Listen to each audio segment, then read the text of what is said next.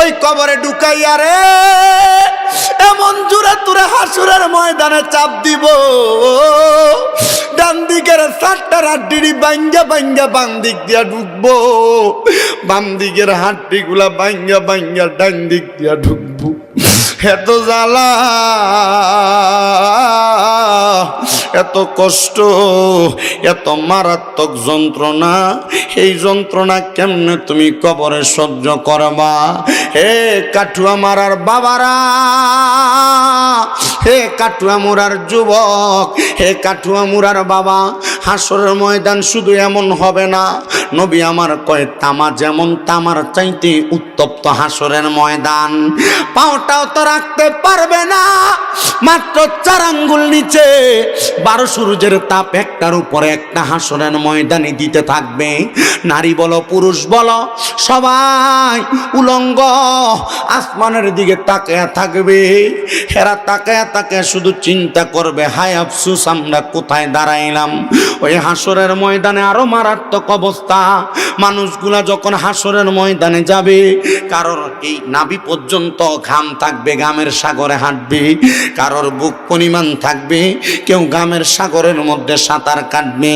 হাসরের ময়দান বড় মারাত্মক ভয়ঙ্কর জায়গা। ওই জায়গার মধ্যে কোনো মানুষ উপায় পাবে না। কিন্তু যারা আখিরি নবীর উম্মত, আখিরি নবীর কথাগুলা মাইনা মাইনা চলছে, নবী কয় হাসরের ময়দানে একটা পতাকা থাকবে যার নাম হলো লেওয়ায়ে হামদ। আমার মুসলমান ইমানদার, আমি আপনাদের কাছে একটা সাবজেক্টের উপরে বয়ান করব, যেই সাবজেক্টে আমাকে মাহফিল কমিটি বেঁধে দিয়েছেন। আমি আল্লাহ তাআলার কালামে হাকিম থেকে কোরআনের আয়াত তেলাওয়াত করেছি। ওই আয়াতের আলোকে আমি আপনাদের কাছে নবী একটা হাদিস শোনাই। আমার নবী রহমাতুল লিল আলামিন নবীজি একদিন মক্কা শরীফের রাস্তা দিয়ে হেঁটে হেঁটে যাইতেছেন। আমার নবী বলেন, আমি তাকে দেখলাম রে জান্নাতুল মুআল্লার সামনে দাঁড়ায়া দাঁড়ায়া আমার নবীর কলিজার টুকরা সাহাবী হযরত ওসমান রাদিয়াল্লাহু তাআলা আনহু কাঁদতাছে। আমার নবী কই, ওসমান, ও ওসমান তুমি কেন কান্দো? হযরত ওসমান যিন নূরান কই, ইয়া রাসূলুল্লাহ, ও দয়ার নবী, মায়ের নবী, আপনি বলতেছেন আমি ওসমান যিন নূরান কেন জান্নাতুল মুআল্লার দিকে তাকায়া তাকায়া কান্দি? নবী গো, ইয়া রাসূলুল্লাহ, নবী গো, আপনি নবীজিরে আমি একদিন দেখছিলাম আপনি জান্নাতুল বাকির সামনে দাঁড়ায় দাঁড়ায় কান্দেন। মনে রাখবারে চুনারুঘাটের কাঠুয়া মারার বাবারা, মক্কা শরীফের পাশে একটা জান্নাত আছে, যেই জান্নাতের নাম জান্নাতুল মুআল্লা। মদিনা শরীফের পাশে একটা জান্নাত আছে, যেই জান্নাতের নাম জান্নাতুল বাকি। হযরত ওসমান কই, ইয়া রাসূলুল্লাহ, নবী গো, আমি একদিন ফজরের নামাজের পরবর্তী সময় আমি দেখছি আপনি নবী জান্নাতুল বাকির কবরস্থানের সামনে দাঁড়ায়া দাঁড়ায় কান্দেন। নবী গো, আমি আপনার জিজ্ঞেস করছিলাম আপনি কেন জান্নাতুল বাকির কবরের সামনে দাঁড়ায়া দাঁড়ায় কান্দেন? আমার নবী কয়, এই ওসমান, আমি কেন কান্দি জানো? আমি নবী যা দেখতেছি তুমি ওসমান কিন্তু তা দেখো না। আমি নবী এই জন্য কান্দি রে, আমি কান্দি কান্দি কান্দি এই কবরের ভিতরে যেই ব্যক্তিরা আছে তারা জানি কোন অবস্থায় কোন হালতে আছে। ওসমান যিন নূরাইন রে আমার নবী কয়ে, ওসমান, আমি নবী তো জান্নাতুল বাকির ওই বাসিন্দাদের জন্য কাঁদছিলাম, তো তুমি কেন জান্নাতুল মুআল্লার দিকে ফিরা ফিরা কান্দ? ওসমান যিন নূরাইন কই, নবী গো, আমি ওসমান যিন নূরাইন এই জন্য কান্দি, আমি চিন্তা করি এই জান্নাতুল মুআল্লার কবরস্থানের ভিতরে কত মানুষ শুয়া রইছে, আপনি নবীর কত কলিজার টুকরা সাহাবীরা শুয়া রইছে, আপনি নবীর কত কলিজার টুকরা মানুষ শুয়া রইছে, কত তাবিরা শুয়া রইছে। কই নবী গো, আপনি নবী তো জান্নাতুল মুআল্লার সামনে আসলেন, তারা তো তাদের কবর থেকে উইটা আপনি নবীর আগে যেমনে সালাম দিত এখন তো তারা সালাম দেয় না। আমি কেন কান্দি জানেননি? আমি ওসমান যিন নূরাইন একদিন দুনিয়াতে থাকবো না, আমি ওসমান যিন নূরাইন আমিও কবরে চইলা যাব গো। আমি কান্দি, আমার কত পরিচিত জন না, আমি ওসমান যিন নূরাইন নুরাইনের সামনে আসবে, এরা আমারে সালাম দিবে, আমি উসমান বিন নুরাইন তারার সালামের জবাব দিব না। আমার নবী কই উসমান বিন নুরাইন এই কথা চিন্তা করে করে কান্দ। মনে রাখবারে তোমরা এমন একজন নবীর পাগল, এমন একজন নবীর আশেক, এমন একজন নবীর সঙ্গী সাথী তোমরা। মনে রাখবা, মনে রাখবা, মনে রাখবা। আমি নবী বইলা দিয়া গেলাম, তোমাদেরকে শুধু সালাম দিবে না, তোমাদেরকে শুধু সালাম দিবে না, তোমাদেরকে সালামও দিয়া যাবে এবং তোমাদের পক্ষ থেকে সালামের জবাবটা আমার আল্লাহ রহমতের ফেরেশতারা আদায় করে দিবে। আর জবান খুলে বলেন না সুবহানাল্লাহ। এ দুনিয়ার মুসলমান, এ নবীর উম্মতের দল, এ আমার কাটু আমার আর বাবারা, পর্দার অন্তরালের মা, একবার চিন্তা করে দেখো আজকের মাহফিলে কত যুবকেরা বসছ, কত মুরব্বী বাবারা বসছ। তোমরার মা কবরে, তোমরার বাবা কবরে, এরার যে কবরে শোয়া দিয়ে আসছ, কত কবরের সামনে দিয়া তো হাইটা যাও, কবরের সামনে যাইয়া আল্লাহর কাছে মা আর জন্য দোয়া করো, বাবার জন্য দোয়া করেন বাবা, কিন্তু একবারও তো আপনার মা আপনার কথার জবাব দেয় না, আপনার বাবা আপনার কথার জবাব দেয় না। কেন দেয় না? একটা বারও তো আপনার মনে প্রশ্ন জাগছে না। আর জবাব দিব কেমনে? আমার আল্লাহ তো তাদের পান পাখিটা বাহির করে নিয়ে গেছে। আমার জায়গা হবে নি আমার মরা লাশের লাইগা, মসজিদের পাশে আমার কবর দিও, কইরায় আমার জায়গা হবে নি, আমার জায়গা হবে নি আমার মরা লাশের লাইগা, মসজিদের পাশে আমার কবর দিও, কইরায় আমার জায়গা হবে নি। আমি নিজে লিখছি, এটা একটু মহাব্বতে কইেন। এলাকাবাসী রে, আমি তোমরার ছেলে সন্তান, কয়দিনের লাগিয়া, মরার পরে সবাই আমায় যাবে রে ভুলিয়া। ওরে কষ্ট হইল 3.5 হাত, কষ্ট হইল 3.5 হাত, মাটি দিও খুইরায় আমার জায়গা হবে নি, আমার জায়গা হবে নি আমার মরা লাশের লাইগা, মসজিদের পাশে আমার, মসজিদের পাশে আমার কবর দিও, কইরায় আমার জায়গা হবে নি। জগৎবাসী রে, আমি যেদিন যামু মারা দুনিয়া ছাড়িয়া, রঙিন জামা কাপড় সবই নিবারে খুলিয়া, আরে সাদা মার্কিন কাপড় আমায়, সাদা মার্কিন দিয়রে পরাইয়া, আমার জায়গা হবে নি, আমার জায়গা হবে নি আমার মরা লাশের লাইগা, মসজিদের পাশে আমার কবর দিও, কইরায় আমার জায়গা হবে নি। জগৎবাসী রে, আমি যেদিন যাব মারা দুনিয়া ছাড়িয়া, ভাই বন্ধু আত্মীয় স্বজন যাবে রে ভুলিয়া। জগতে বাসী রে, আমি যেদিন যাব মারা দুনিয়া ছাড়িয়া, ভাই বন্ধু আত্মীয় স্বজন যাবে রে ভুলিয়া। তোমরার দুয়ার মাঝে শরিকি, তোমরার দুয়ার মাঝে শরিক রাখিও করিয়া, আমার জায়গা হবে নি, আমার জায়গা হবে নি আমার মরা লাশের লাইগা, মসজিদের পাশে আমার কবর দিও কইরায় আমার জায়গা হবে নি। এ মুসলমান, মরার পরে দোয়া ছাড়ার কিছু নাই, দোয়া ছাড়ার কিছু নাই, দোয়া ছাড়ার কিছু নাই। আমার ঘরের ভিতরে আপনাদের রিপন হুজুর কয়, হুজুর আমরা মাহফিলটা নিশ্চিন্তে করতে পারি, আমরা এই মাহফিলের মাইক এবং ফ্যান্ডেলগুলো একজনের ফ্যামিলির লোকরাই দিয়া দিত। উনি মারা যাওয়ার পরে ওনার সন্তানরা কইছে আমরার বাপ মারা গেছে, আমরাই তো একা দিয়া দিব, আমরার বাপেরটা আমরা ধরে রাখতাম। আমি জানি না তারা কতদিন পর্যন্ত এটা ধরে রাখতে পারবে। আমি এমন যাদের মা হারা বাবা হারা তোমরার কাছে বলবো, তোমরার মা বাপ কবর থেকে তোমরার কাছে কিছু চায় না, এমন কয়েকটা বালা বালা কাম চায়। এবার মুমিন মুসলমানের মরণ মরণ মরণ রুহুটা কইব আমার এত তাড়াতাড়ি নিয়ে যাস না, আমার আল্লাহ তো আমার জন্য নিয়ামত রেডি করে রাখছে। হে আমার কাঠুয়া মরার বাবা, ওই রুহুটা এবার যখন ফেরেশতা লইয়া যাইব, 19 জন ফেরেশতা আগের মানুষটারে কি দিছিল? হ্যাঁ কি দিছিল? সবার মনে আছে? এ আমার ওয়াদের সফলতা এটা। আগের বান্দার রুহুরে কি দিছিল? কিন্তু এবার আজরাইল যখন ইমানদারের রুহু নিয়ে যাইব, ওই ফেরেশতারা এবার আর থুতু দিবে না। এবার ওই ফেরেশতারা কইব আহালান ওয়া সাহালান মারহাবান দুয়ুফুল্লাহ দুয়ুফুর রহমান, স্বাগতম স্বাগতম, মারহাবা আল্লাহর মেহমান, আসো আসো আসো, মারহাবা। এবার বান্দারে যখন স্বাগতম জানাইব, স্বাগতম পাইয়া আজরাইল ফেরেশতা কইব কিরে তোমরা না তার লানত দিছিলা, এখন দি তোমরা আবার এই বান্দারে স্বাগতম জানাও।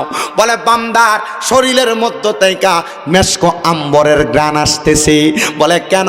বান্দা নামাজ পইরা ওযু কইরা শরীর পবিত্র বানায়া হালাল খাবার খায়া বান্দার দেহটারে পবিত্র দেহ বানাইছে, বান্দার রুহুটারে একটা দামি রুহু বানাইছে। হায় রে, আপনি আপনার বিবেককে প্রশ্ন করেন, আপনার বিবেকের প্রশ্ন কেন অন্য কেউ আপনারে করবে? আপনার বিবেকরে জিগান, আপনার বিবেকটারে জিগান, আপনার দেহের মধ্যে হালাল আছে না হারাম আছে? আপনি আপনার এই রুহুটারে হাক্কানি রুহু, আপনার রুহুটারে মেশকো আম্বরওয়ালা রুহু বানাইতে পারছেন কিনা? এ মুসলমান, এ নবীর উম্মতের দল, এ কাঠুয়া মারা এলাকার পর্দার অন্তরালের মা, বেপর্দা চলবা সাবধান, স্বামীর অবাধ্য হইবা সাবধান, স্বামীর কথারে দমক দিয়া বসে দিবা সাবধান, তাইলে তোমার এই রুহুটা মারা যাওয়ার পরে দুর্গন্ধলা রুহ হবে। যদি পর্দা করো, নামাজ পড়ো, স্বামীর আদেশ মাইনা চলো, স্বামীরে ধমক না দাও, শ্বশুর শাশুড়ির উপর অত্যাচার না করো, তোমার রুহু হবে মেশকো আম্বরের গ্রানওয়ালা রুহু। কথা কন্যা ঠিক কিনা? এ মুসলমান, কিন্তু ওই বেঈমান বান্দার জন্য আসমানের দরজাগুলা বন্ধ ছিল, ডাইনে বন্ধ, বামে বন্ধ, সামনে বন্ধ, পেছনে বন্ধ। কথা বলতেছিলাম, মুমিন বান্দার আগে ওই মুমিন বান্দার রুহু যখন আজরাইল হাতে নিবে, একটা মাছের কথা কইছিলাম, মাছটার নাম বাইং মাছ। বাইং মাছ যেমন হাত থেকে ফিসলে জায়গা, মুমিন বান্দার রুহু আজরাইলের হাতে থাকবে না, আজরাইলের হাত থেকে পড়ে যাবে। ও আল্লাহ, মুমিনের রুহু তো আমার কাছে থাকে না।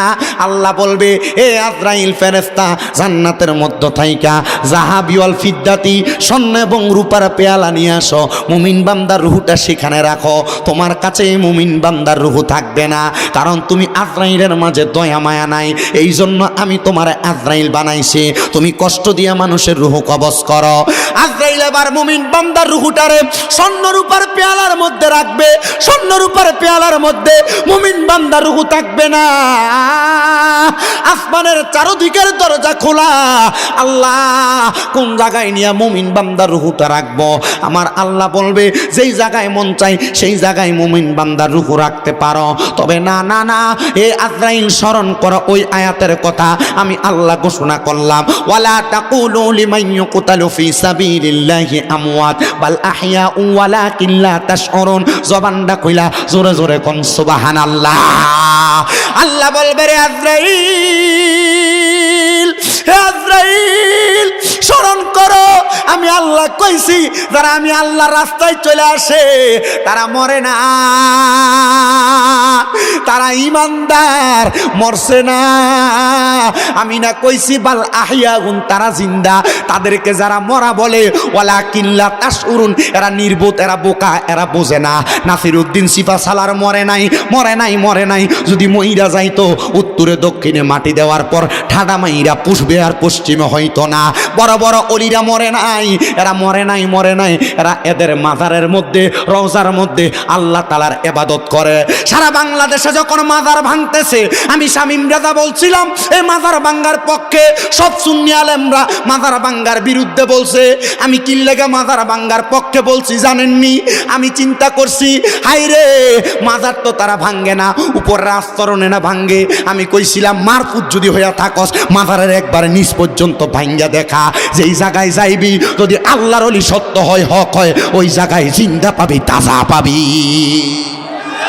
পুরাটা ভাঙ্গে নাই, পুরাটা ভাঙ্গে নাই, পুরাটা ভাঙ্গে নাই। ভাঙলে পাইতা মজা।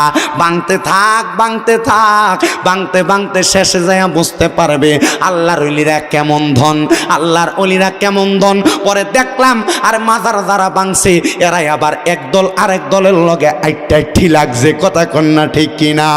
আমার কথা হলো, ইসলাম প্রচার করেন, মারামারি কেন করেন, দ্বন্দ্ব কেন করেন? সুন্নিরা তো মারামারি করে না, দ্বন্দ্ব করে না। আপনারা মাত্র দুই দলে ভাগ হইছেন, আমরা সুন্নিদের দলের ভাগের অভাব নাই। দরবার আলাদা, কত দরবার, কত পীর সাহেবের মুরিদ আলাদা, কিন্তু কেউ তো কোনো পীরের মুরিদের লগে মারামারি আর ফিডাফিডি করে না। করব কেমনে? তারা জানে দরবার যদিও একটা আলাদা, রসুনের কোষগুলা ছড়ায়া ছড়ায়া থাকে, নিচের দিক দিয়া মিল থাকে। আমরার মূল হইল মুহাম্মাদুর রাসূলুল্লাহ। জবান খুলে জোরে জোরে বলেন সুবহানাল্লাহ। ওরে মদিনারো পাক মাটিতে আমার নূরের নবী শুইয়া কান্দে রে। আমরা সবাই যাইতে পাগলে, আমরা সবাই যাইতে পাগলে ওই মদিনা মুনাওয়ারা। তোমরা যদি যাও গো মদিনা, বলেন সালাত সালাম জানাই, দুরূদ সালাম জানাই নবীজির দরবারে। নবী গো আমরা গুনাহগারে।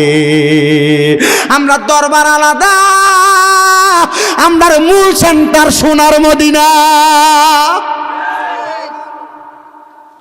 মুমিন বান্দার রুহুটা ফিরিয়া দিব,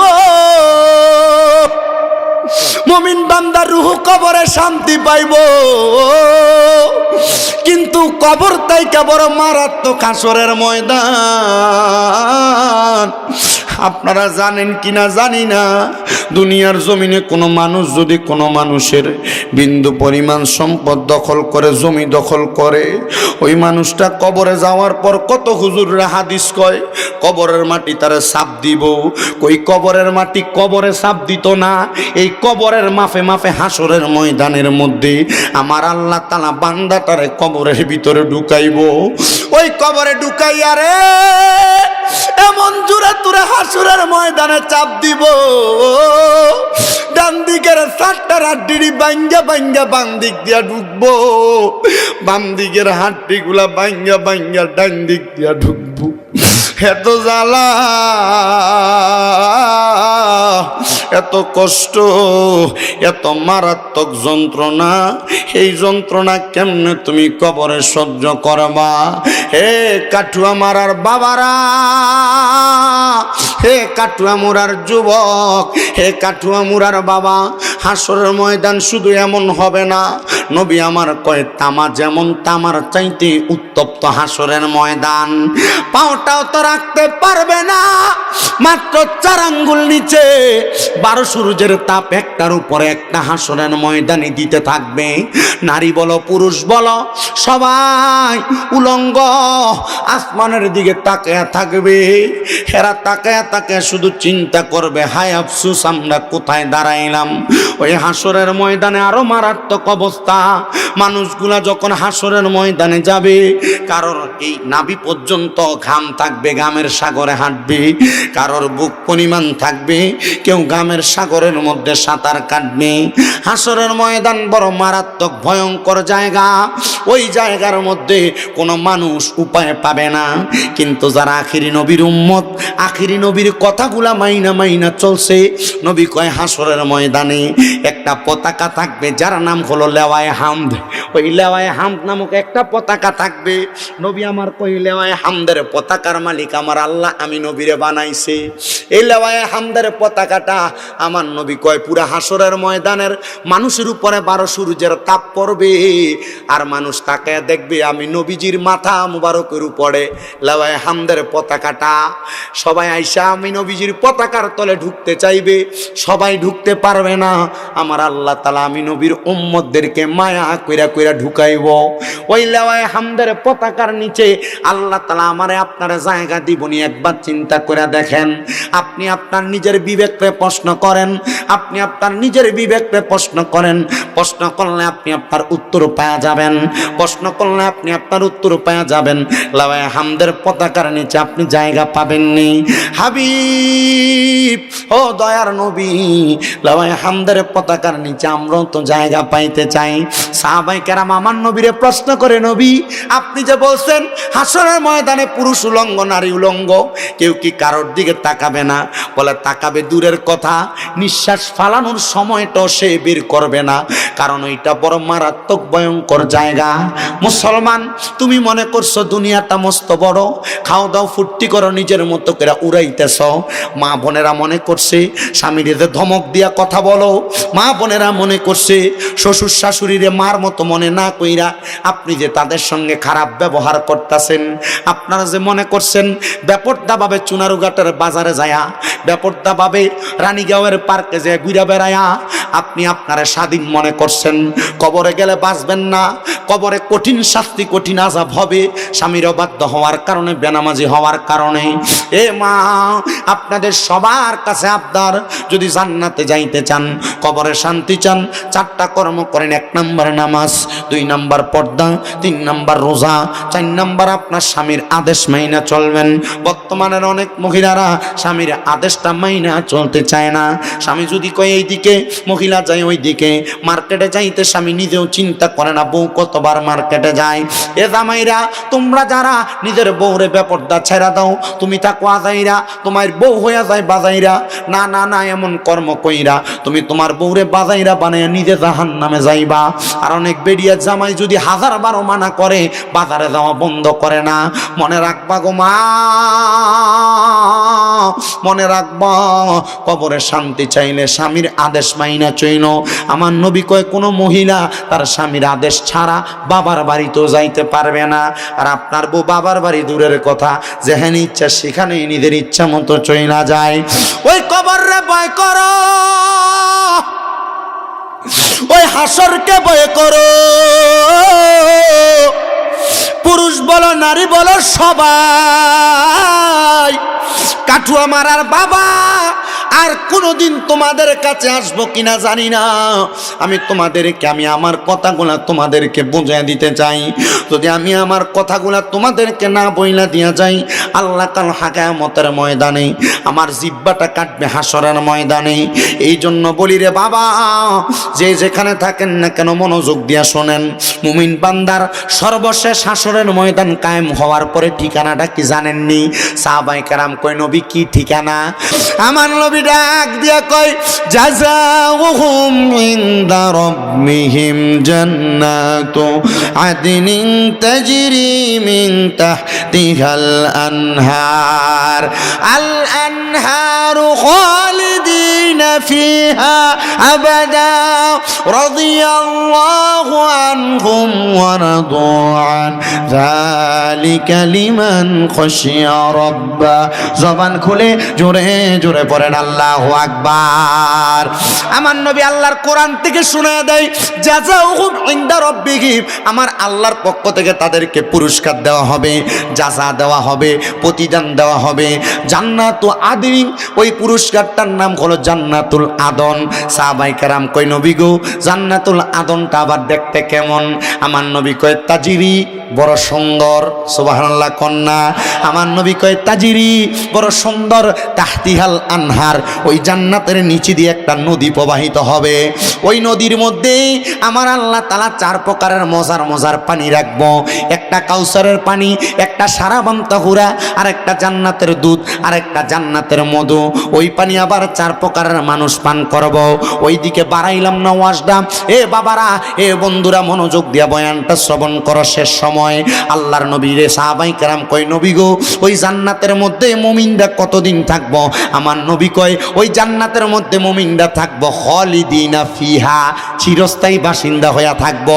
কিন্তু ফিহার পরে একটা শব্দ লাগাইছে, আবাদা। আমার নবী ডাক দিয়া কয়, উম্মত, আমার আল্লাহ আবাদা কেন দিছে জানোনি? আমার আল্লাহ কইছে এরা জান্নাত থেকে বের হতে চাইবে না। এত মজা কি লাগা বাইর হইতে চাইতো না জানোনি? উম্মতে মুহাম্মদের জন্য জান্নাতের ভিতরে আল্লাহ তাআলা সর্বনিম্ন 40টা করে হুর রাখছে বউ হিসাবে। সুবহানাল্লাহ জোরে। কয়টা বউ দিব জান্নাতে? 40টা। অনকালা কয়টা? তবে শর্ত হইল ঘরের বউটা থাকতে অন্য কোনো বউয়ের দিকে চোখ দেওয়া যাইতো না। ফলাফান বিয়ার আগে অন্য কোনো মাইয়ার দিকে চোখ দেওয়া যাইতো না। জান্নাতে গেলে বউ পাইবা 40টা। আবার কেউ যদি দুনিয়ার জমিনে তার বউরে গালি না দেন এবং না মারে, গালি না দেয় এবং শর্ত বেরিয়েতে পক্ষে ওয়াজ, যদি বেরিয়ে আমার ফাইতো 1000 টাকা করে হাদিয়া দিল। দেখতেছিনি? এই যদি কোনো জামাই কোনোদিন তার বউরে না মারে এবং গালি না দেয়, আল্লাহর নবী কয় ওই জামাই লেগে বইব 70টা। কয়টা? কয় না কয়টা? ওই জামাই কবরে গেলে বউ পাইব 70টা। আমার নবী যখন এই কথা কইছে, পর্দার আড়াল থেকে মহিলার কান্নার আওয়াজ শুনে আমার নবী কয়, কি গো মহিলারা কান্দ কেন? নবী গো, আমার জামাইরে আল্লাহ তাআলা কবরে গেলে 70টা বউ দিব, আমরা কি করছি? আমার নবী কয়, তুমিও যদি কোনোদিন তোমার জামাইরে এই বড় দুইটা করে কয় না জামাইরে মাঝে মাঝে গোলামের পুতকে গালি দেয় না, খোদার গজব পড়ুক কয় না? যদি কোনো মহিলা তার জামাইরে গালি না দেয়, বদদোয়া না দেয়, গজব না দেয়, আমার নবীকে আমি জাহান্নামের ভিতরে 3 প্রকারের নারী দেখছি। এক প্রকার যারা পোশাক পরে উলঙ্গ ছিল, ওই যে টাইট ফিটিং কাপড় পরে যে মহিলারা দুনিয়ার জমিনে পোশাক পরে উলঙ্গ ছিল। 2 প্রকার ওই মহিলারা আমি জাহান্নামে দেখছি, যে মহিলার মাথার চুলগুলা ওটার কুজের মতো ওঁচা ছিল, ওই যে ইন্ডিয়া মাথার চুল বাইর করে রায়, কপালে এনে মাথার চুল হয়েছে ফারের মতো। আর 3 প্রকার ওই মহিলা, যে মহিলা তার জবান দিয়া জামাই এবং ফুতের বদদোয়া দেয়, গজব দেয়, লানত দেয়, এই মহিলারা আমি নবী দোজখের ভিতরে দেখছি। আমার নবী কয়, হ্যাঁ মহিলা শোনো, যদি তুমি কোনোদিন তোমার স্বামীকে লানত না দাও, গালি না দাও, স্বামীর অবাধ্য না হও, তাহলে তোমারে ওই 70 জন হুর গিলমানের আমার আল্লাহ সর্দারি নি বানাইয়া দিব। আরো জবান খুলে কন্যা সুবহানাল্লাহ। এ মুসলমান, এ নবীর উম্মতের দল, আশিক রাসূল ভাই বাবারা, মনোযোগ দিয়া বয়ানটা শ্রবণ করো। আল্লাহর নবী কয়, খালিদিনা ফিহা আবাদা, ওই জান্নাতের মধ্যে চিরস্থায়ী বাসিন্দা হইয়া থাকবে, বের হতে চাইবে না। সাহাবায়ে কেরাম কয়, নবী গো, জান্নাতে কারা কারা থাকবো? আমার নবী কয়, রাদিয়াল্লাহু আনহুম ওয়া রাদু আন, যারা আল্লাহর প্রতি খুশি, আল্লাহ যারার প্রতি খুশি। আপনি কি কাজ করলে আল্লাহ খুশি হবে, আপনি আপনার বিবেককে প্রশ্ন করেন। আমার নবী কয়, শুধু তাই নয়, যালিকা লিমান খাশিয়া রাব্বা, যারা আল্লাহর সবচাইতে বেশি ভয় করে, তারাও ওই জান্নাতে থাকবো। এ মুসলমান, এ নবীর উম্মতের দল, তোমার মা বাবা তোমার লাখ লাখ টাকা সম্পদ দিয়ে গেছে, এখন কবরে। ওই মা বাপটি জান্নাতের ভিতরে আছে না জাহান্নামে আছে, তুমি সন্তান জানো না? তোমার বাবা তোমার কামাই করে খাওয়াইতে যাইয়া কত ওয়াক্ত নামাজ ছাড়ছে, কবরের ভিতরে যে বাপ সই লাগেছে, ওই বাপের খবর তো তুমি ফুতে লইছো না, বাবা কবরে কেমন আছে? ওই আব্বা কত নামাজ আছে তুমি ফুতের লাইগা আজকে ওই আব্বা জান অন্ধকার কবরে। এ সন্তান রে, দুপুর বেলা তুই সন্তান রে গোসল করাইতে যা কত জোহরের নামাজ তোর মার কাজা হইছে, ওই মা কবরে কেমন আছে তুমি সন্তান একবারও তো জানো না। সন্তানের দল আবদার জানাই তোমাদের কাছে, ওই মা যে কবরে, ওই বাবা যে কবরে, একটা বারও কি ওই মা বাবার কথা চিন্তা করো না? আমার আল্লাহ তাআলা যদি মা বাপরে কবরে আটকায়, হাসরে আটকায়, তোমার মা বাবা কেমন জবাব দিব? এ সন্তান অনেকে আছেন ওই মজলিসের মধ্যে, ওই মা বাবা বেঁচে আছে, মা বাপ যদি বাচ্চা থাকে এদেরকে একটু যত্ন করেন, আল্লাহ যেন আপনার কবর হাসর মিজান ফুলসের আপনার বড় আরামদায়ক বানায়া দেয়। অনেক সন্তান তো বউ কথায় কথায় কইছে আপনারা 2-3 ভাই, আপনি একাকী লেগে আপনার মা বাপরে খাওয়ান, তারা কি খাওয়াইতে পারেন? এই কথা শুনে মা বাপরে আলাদা কইরা দেয়, আসেন এমন ফুতায়। আল্লাহর দোহাই লাগে সাবধান, এমন কথা শুনে মা বাপরে জুদা কইরো না, আলাদা কইরো না। সন্তান কবর হাসর মিজান সব অন্ধকার দেখবা, দুনিয়ার মরণ তো অন্ধকারের মরণ হইব। অনেক সন্তান বাইয়ে বাইয়ে ঝগড়া কইরা মা বাপরে আলাদা করে দিছে, মা বাপরে খানা দেয় না। দেও পারলে তোমার পাওটা আমার সামনে দাও, আমি আমার জিহ্বাটা দিয়া তোমার পাওটা পরিষ্কার করে দেই। তবুও ওয়াদা করবে এখান থেকে বাড়ি যে যদি মা বাপরে আলাদা করে থাকো, কখনো ধমক দিয়া থাকো, বাড়িতে যে মা বাবার পাগুলার মধ্যে ধরবা, ধরে কইবা মা আল্লাহর রাস্তায় আমারে মাফ করে দেন, বাবা আল্লাহর রাস্তায় আমারে মাফ করে দেন। যতক্ষণ পর্যন্ত মা বাপ মুখ দিয়ে বলছে মাফ করে দিছি, ততক্ষণ পর্যন্ত মা বাবার পাও ছাড়বা না। বলে হুজুর কেন? আজকের মাহফিল কবুল হবে কি হবে না এটার গ্যারান্টি কেউ দিতে পারবে না, তবে আমি একটা গ্যারান্টি দেওয়া যায়, আগামীকালকে যদি দেখো দোকানে বৈশা কোনো মুরব্বী বাবারা বলতেছে হ্যাঁ শামিম রেজা কুমিল্লা থেকে আইসা আমরার ফুলা ফাইনেরে বলে দিয়া গেছে আপনার পায়ে ধরে মাপ চাইতে, আমার ফুতে বাড়িতে যে আমার পায়ে ধরে মাপ চাইছে, কিন্তু ওই ফুতে কোনোদিন আমি বাপের লগ অন্যায় করে নাই, মনে করবা মাহফিল কবুল। কেন জানো? কারণ ওই মা বাপ খুশি হইলে আল্লাহ খুশি, আল্লাহ খুশি হইলে তো মাহফিল এমনি কবুল হইব। এই জন্য অন্যায় করো আর না করো, বাড়িতে যে মা বাবার পায়ে ধরে মাপ চাইবা, লগে বাবা বইয়া থাকলে এখনই পারলে পায়ে ধরে মাপটা চাইয়া লাইবা, আব্বা আমারে মাফ করে দেন, আম্মা আমারে মাফ করে দেন। যতক্ষণ না বলছে মাফ করে দিছি ততক্ষণ পাও চাইরো না। অনেকে চিন্তা করে হুজুর যাদের বাড়িতে বাবা আছে তারা বাড়িতে যাইয়া বাবার পায়ে ধরে মাপ চাইব, আমার তো আব্বা নাই, আমার আব্বা তো অন্ধকার কবরে, আমি কার পায়ে ধরে মাপ চাইব? হুজুর যাদের বাড়িতে মা আছে তারা বাড়িতে যাইয়া মার পায়ে ধরে মাপ চাইব, আমার তো মা নাই, আমি কার পায়ে ধরে মাপ চাইব? এ সন্তান একটাবার চিন্তা করে দেখো, ওই মা বাপ যদি বাইচা থাকতো, মা বাপরে যদি খাওয়াইতা, প্রতি মাসে 1000 টাকা করে মা বাপের জন্য ফল কিনলে 12 মাসে 12,000 টাকা খরচ হয়ে যাইতো। মা বাপ যদি বাইচা থাকতো, ওষুধ খরচ যদি চালাইতা, আব্বা আম্মার পেছনে যদি মাসে 2000 টাকা করে ওষুধ খরচ লাগতো, তোমার 12 মাসে 24,000 টাকা মা বাবার পেছনে খরচ হয়ে যাইতো। আব্বা আম্মা তোমার যে বাড়ি গাড়ি দিয়া গেছে, ওই বাড়িটার মধ্যে যদি তুমি ভাড়া থাকতা, মাসে 5,000 টাকা করে ভাড়া দিলে তো 12 মাসে 60,000 টাকা ভাড়া লাগতো। মা বাপ কবরে শুয়া রয়েছে, তোমার কাছে ভাড়াও চায় না, খানাও চায় না, টাকাও চায় না, পয়সাও চায় না। মা বাপ চায় আমার ফুতে দুনিয়াতে আমার জন্য এমন কোন নেক কাজ করুক। ওই মা বাপের জন্য দোয়া চাও। একটা সন্তান কি দাঁড়াইবা, হুজুর আমার আল্লাহ যেন আমার মারে কবরে না আটকায়, আমার বাপরে হাসরে মিজানে না আটকায়, আমার আব্বার জন্য আমি দোয়া চাই, আম্মার জন্য দোয়া চাই। আগামী বছর এই মাহফিলটা হবে, আমি আমার মা বাবার জন্য এই মাহফিলে 10,000 টাকা আগামী বছর দান করে দিব।